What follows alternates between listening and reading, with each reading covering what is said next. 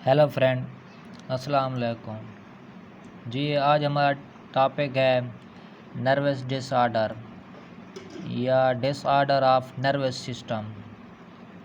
Nervous system के अंदर जो बीमारियां, जो अमराज हैं, कैसे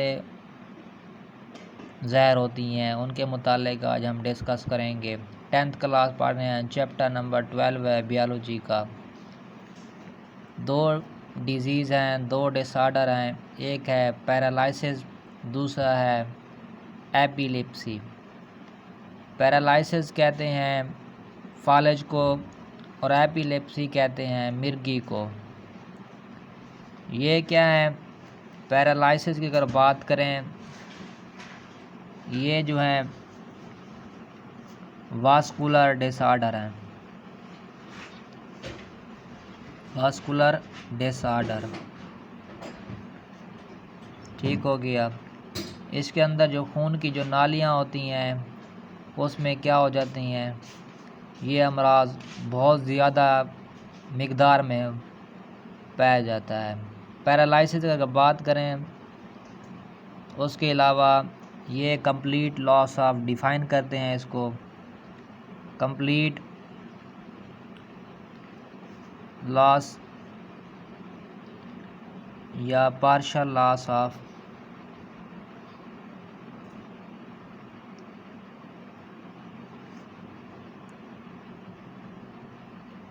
ऑफ फंक्शन।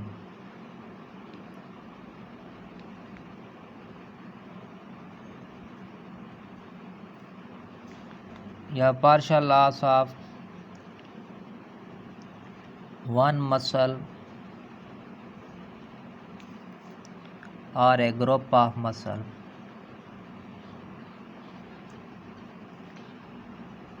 मसल का क्या हो जाना, मुकम्मल तौर पर लॉस हो जाना, उसके अंदर अटैक हो जाना। जैसा कि एक फालज का एक मर्ज़ ऐसा है जिसमें क्या होती हैं, बाजू खड़ जाते हैं या टांगें खड़ जाती हैं।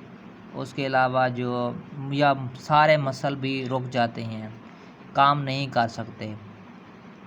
ठीक हो गया। इस अमल को क्या कहते हैं? ये क्या है, एक सेंट्रल नर्वस सिस्टम के अंदर मौजूद होता है। ये अमल होता है कहाँ पर? सेंट्रल नर्वस सिस्टम के अंदर, CNS के अंदर क्या होता है, दिमाग के अंदर। और स्पाइनल कॉर्ड के हवाले से भी इसको नुकसानदेह वजह बनता है या नुकसान की वजह बनता है। मिसाल की अगर बात करें, इसकी वजूहात की बात करें तो इसमें क्या हो जाते हैं, पहले नंबर पर है ब्लड क्लॉटिंग, खून का जम जाना। ब्लड का क्या हो जाना? क्लॉट हो जाना, क्लॉटिंग हो जाना। दूसरे नंबर पर है रैप्चर, किसी तरह का भी रैप्चर हो सकता है, एक्सीडेंटल रैप्चर हो सकता है या किसी और चीज़ का भी रैप्चर हो सकता है, दिमाग का भी रैप्चर कोई हो सकता है। ब्लड क्लॉट से मुराद खून का जम जाना। ये क्या है? पोलियो वायरस है। तीसरे नंबर पर क्या है? पोलियो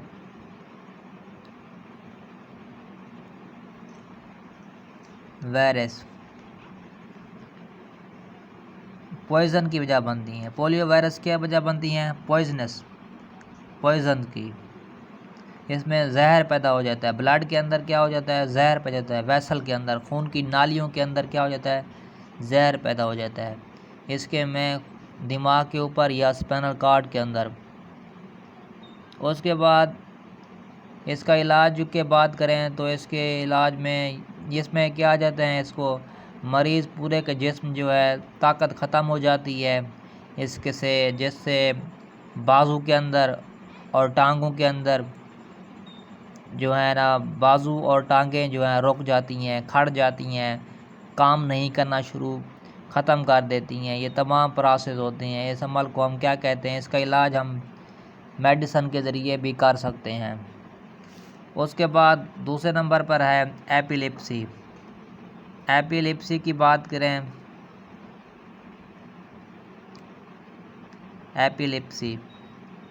एपिलेप्सी जो है मिर्गी को कहते हैं।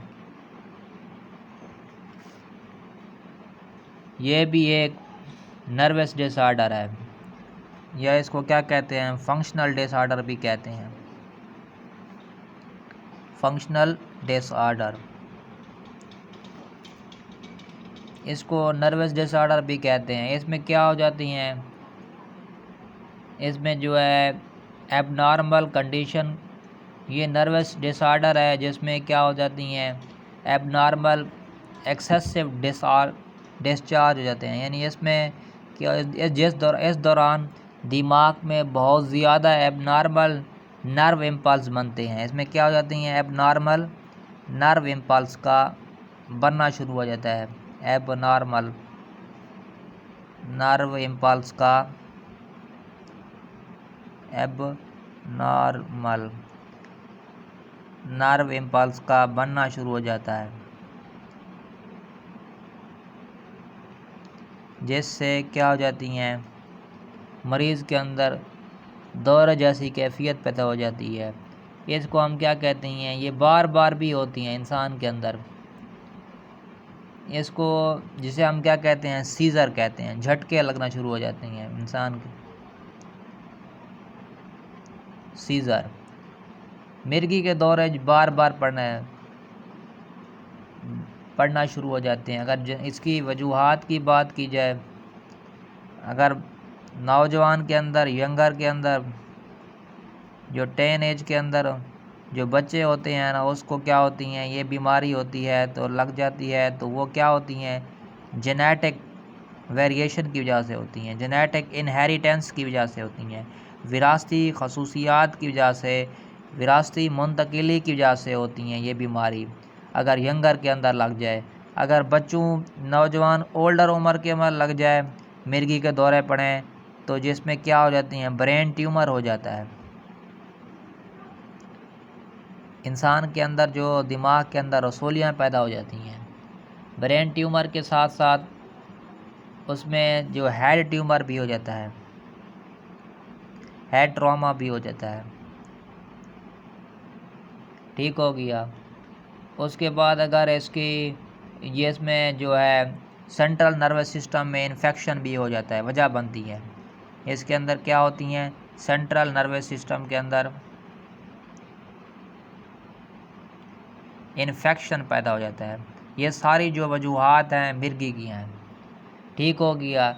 ये ज़्यादातर बड़ी उम्र के लोगों में अगर बात करें, तो इसके अलावा अगर इसके इलाज की बात की जाए, इसके इलाज की ट्रीटमेंट की बात करें, तो ट्रीटमेंट में क्या जाते हैं, इसका जो ट्रीटमेंट है इसे हम किसके ज़रिए कर सकते हैं, एंटी कन्वुलेंट के ज़रिए, एंटी कन्वुलेंट के ज़रिए, एंटी कन्वुविजुलेंट के ज़रिए भी हो सकता है, या एंटी जो है लेप्टिक के ज़रिए, एंटी एपिलेप्टिक के ज़रिए इनका भी इलाज, मेडिसन है, ये क्या होते हैं, मिर्गी के दौरे के लिए होते हैं। इसमें मरीज़ क्या हो जाते हैं, बार बार दौरा होना शुरू हो जाते हैं, जिससे क्या हो जाती हैं, आउट ऑफ कंट्रोल हो जाता है मरीज़। तो ये तमाम जो अमल होती हैं, जो सारा प्रोसेस होता है, किसके अंदर होता है, एपिलिप्सी के अंदर हो जाता है। ठीक हो गया। एपिलिप्सी को दोबारा देख लेते हैं, ये क्या है, ये जो है एपिलिप्सी, जिसे हम क्या कहते हैं, मिर्गी कहते हैं। इसमें क्या हो जाते हैं, मरीज़ को दौरे पड़ना शुरू हो जाते हैं। इसमें ये सेंट्रल बीमारी है, नर्वस सिस्टम में बीमारी है, जिसमें दिमाग बहुत ज़्यादा एबनॉर्मल नर्व इम्पल्स को पैदा करते हैं। सीज़र इसमें होती हैं, झटके लगते हैं इंसान के अंदर। एपिलेप्सी की अगर बात करें वजूहात के हवाले से, अगर यंग एज में हो जाए तो एपिलेप्सी जो विरासती तौर पर होती है, अगर ज़्यादा उम्र में हो जाए, 40 साल से ऊपर की उम्र में, ब्रेन ट्यूमर की वजह से भी होते हैं दौरे, और हेड ट्रॉमा की वजह से भी होते हैं, सेंट्रल नर्वस सिस्टम की वजह से उसमें इन्फेक्शन हो जाते हैं, उसकी वजह से भी दौरे पड़ना शुरू हो जाते हैं। तो इसके अलावा दूसरी अगर इसके इलाज की बात करें, प्रिवेंशन की बात करें, तो इसका इलाज एंटीलेप्टिक ड्रग के ज़रिए होता है। उसके अलावा एंटी कन्वुलेंट के ज़रिए भी हम इसका इलाज कर सकते हैं। पैरालिसिस की बात करें, पैरालिसिस कहते हैं झटके को, फालिज के झटके को कहते हैं। इसमें क्या होता है, ये सेंट्रल नर्वस सिस्टम में होती हैं। उसके अलावा वैस्कुलर बीमारी हैं। ये वजूहात की बात करें, स्ट्रोक हो जाते हैं, जिसमें इंसान जो है जो स्मोकिंग ज़्यादा पीते हैं तो इसके से क्या हो जाते हैं, मुख्तलिफ़ किस्म के इंसान के अंदर दिमाग में झटके महसूस होने शुरू हो जाती हैं। उसके अलावा ब्लड वेसल फट जाती हैं खून से, जिसमें ब्लड क्लाटिंग होती है। पोलियो वायरसेस का जहर से वजह बनती हैं, पॉइजनस की वजह बनती हैं। इसमें मरीज़ के बाजू और टांगें खड़ जाती हैं, ख़त्म हो जाती हैं, काम नहीं करना शुरू हो जाती हैं। ये तमाम जो प्रोसेस हैं इसको हम कहते हैं फालिज। ठीक हो गया। कल हम पढ़ेंगे नेक्स्ट चैप्टर को 13 को। Thanks for watching. अल्लाह हाफिज़।